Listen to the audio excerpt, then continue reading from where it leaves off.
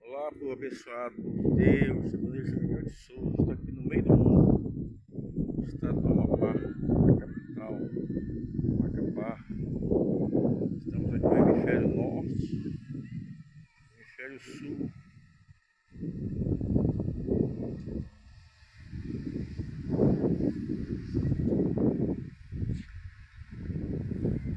O Salmo 24, a partir do verso 1, a Bíblia diz que do Senhor é o céu, a terra, a plenitude e o mundo, os que nele habitam. Ele fundou sobre os mares e firmou sobre os rios. Quem estará no santo lugar do Senhor? Aquele que é limpo de mão e puro de coração, que não entrega só uma vaidade, nem jura enganosamente, receberá do Senhor a bênção, do Deus de Jacó, a sua salvação. Então é a geração dos que buscam a sua face. Levantai-vos, ó portais eternos, levantai-vos, ó entrada eterna, para que entre o Rei da Glória. Quem é este o Rei da Glória? O Senhor forte, poderoso nas batalhas. Levantai o portas das vossas cabeças, levantai-vos, ó entrada eterna, para que entre o Rei da Glória. Quem é este o Rei da Glória? O Senhor dos Exércitos. Ele é o Rei da Glória. Deus já tinha marcado esse encontro comigo aqui, meu irmão. Deus já tinha marcado esse encontro aqui comigo, meu amigo. Estamos aqui no meio do mundo. Sabemos que do Senhor é o céu, do Senhor é a terra, do Senhor é a plenitude, do Senhor é o mundo, os que nele habitam. Uma certa feita, um cunhado meu me falou que ele acreditava em extraterrestres, que ele acreditava em pessoas habitando em outros planetas. A Bíblia fala da Terra, a Bíblia não fala de outros planetas, mas a Bíblia fala da Terra. A Bíblia diz que o Senhor é o céu, a terra, a sua plenitude e o mundo, os que nele habitam. E eu falei para o meu cunhado, quando ele me perguntou se eu acreditava que poderia haver seres viventes, seres humanos em outros planetas. Eu disse, eu não posso te afirmar categoricamente, até o momento a ciência ainda não provou isso. Agora eu quero que você saiba que se existe habitantes de outro planeta, sem ser o planeta Terra, eu quero que você saiba que quem criou foi Deus. Só existe um Criador neste universo. Esse Criador se chama Deus. É muito importante você saber disso. Deus é o Criador deste universo.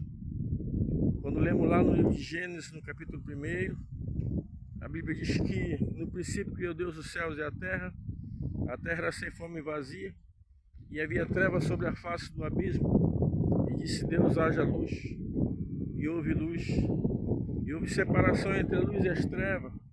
A luz Deus chamou de dia, as trevas Deus chamou de noite. Por isso que houve então manhã e tarde do primeiro dia.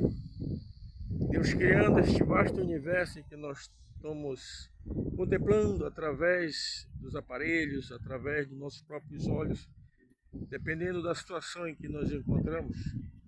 É muito importante a gente reconhecer o senhorio de Deus, a grandeza de Deus. É muito importante a gente conhecer a soberania de Deus, porque Deus é soberano, é um Deus criador deste universo.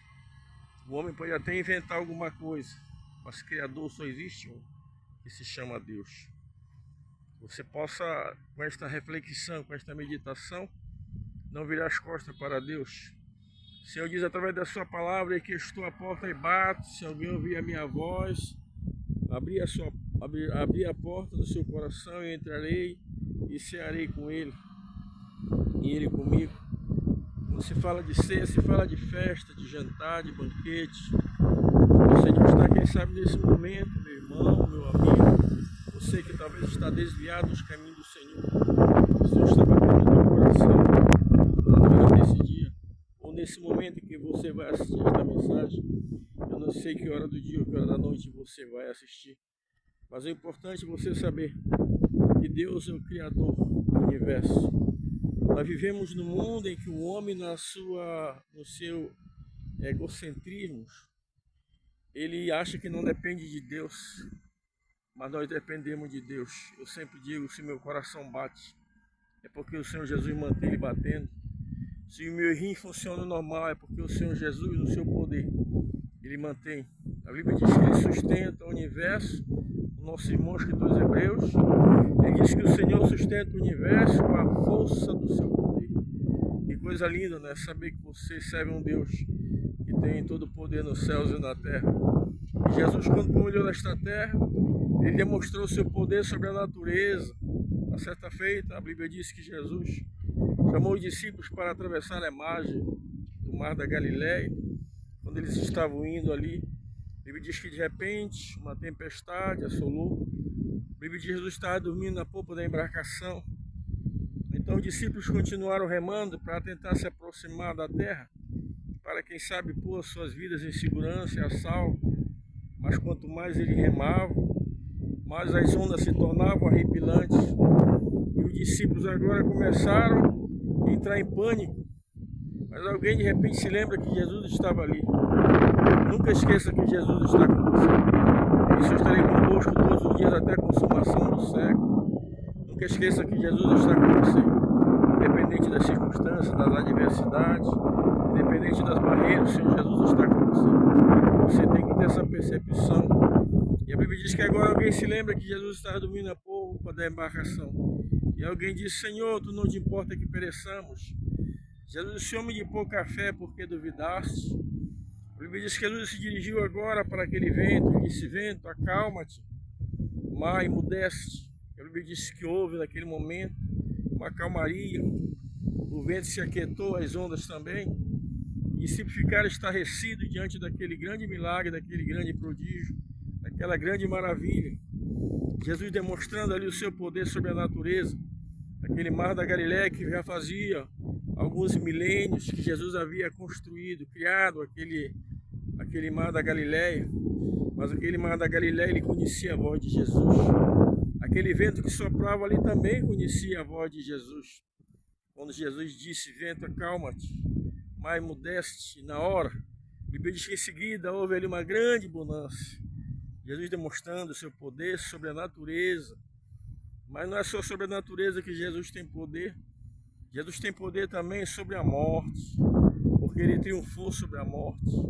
Quando nós vimos ali no livro de Apocalipse, capítulo 1, versículo 12 do livro de Apocalipse, o nosso irmão João diz: e virei-me para ver quem falava comigo. E virando-me eu vi 7 castiçais, e no meio dos 7 castiçais eu vi um semelhante ao Filho do Homem, vestido com uma vestidura branca comprida até os pés. Seus olhos eram como chama de fogo. A Bíblia diz que da sua boca saiu uma aguda espada de 2 fios. A Bíblia Sagrada vem nos dizer também que o seu rosto brilhava como o sol do meio-dia. A Bíblia diz que quando João viu aquela cena tão extraordinária, tão estupenda, ele caiu aos pés de Jesus. E ao cair aos pés de Jesus, a Bíblia diz que ele caiu como morto. Jesus disse: não temas, João, eu sou aquele que fui morto, mas estou vivo. E eis que vivo para sempre. E tem em minhas mãos a chave da morte e do inferno. Jesus demonstrando ali, falando para João que ele tinha um poder sobre a morte, tinha poder sobre o inferno. Jesus entra na cidade de Naim, e quando entra na cidade de Naim havia uma multidão que ia com aquela mulher. A Bíblia diz que havia ali uma mulher viúva. Não sabemos o nome desta mulher, não sabemos a idade dela, não sabemos há quanto tempo aquela mulher havia perdido o seu marido. E agora a Bíblia vem dizer que ela tinha um filho único. Também a Bíblia não menciona, o único que narra esse fato é o nosso irmão doutor Lucas. E ele não diz o nome deste menino, ele não diz a idade deste menino, mas pelo que entendemos, era um adolescente entrando na juventude.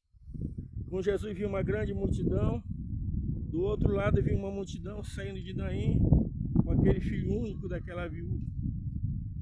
E a Bíblia Sagrada nos diz que Jesus, quando se aproximou daquele cortejo fúnebre, a Bíblia diz que Jesus pediu para que parasse.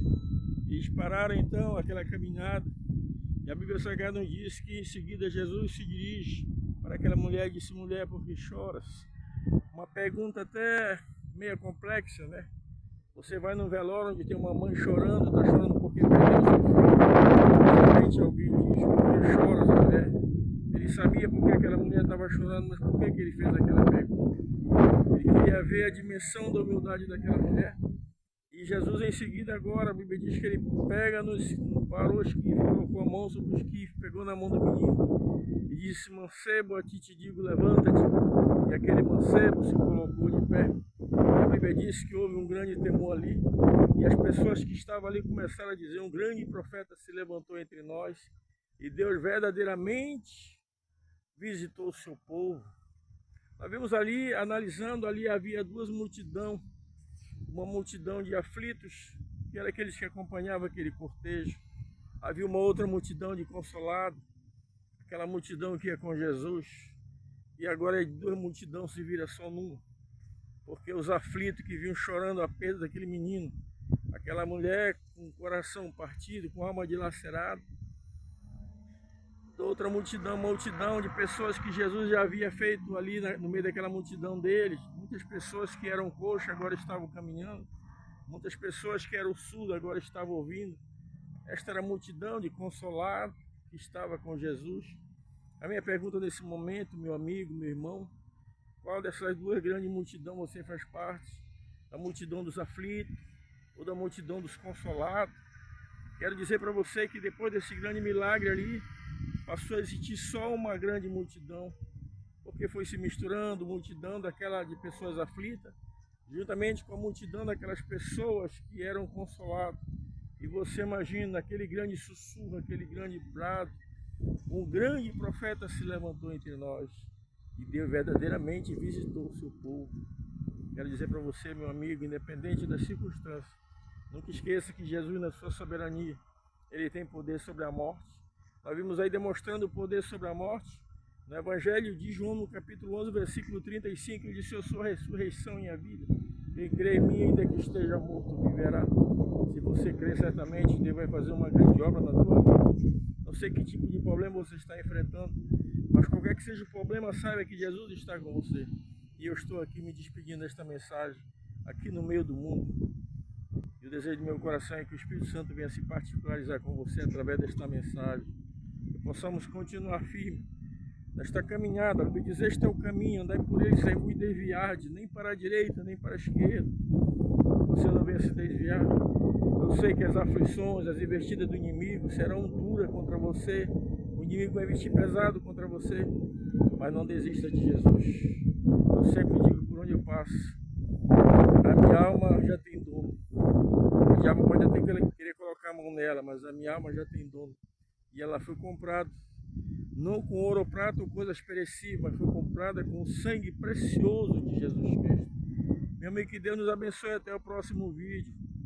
Quero dizer a você, agradeço a você que se inscreveu nesse canal, você que tem compartilhado essas mensagens. Me ajude a divulgar as mensagens desse canal para que possamos povoar o céu através da mensagem de salvação.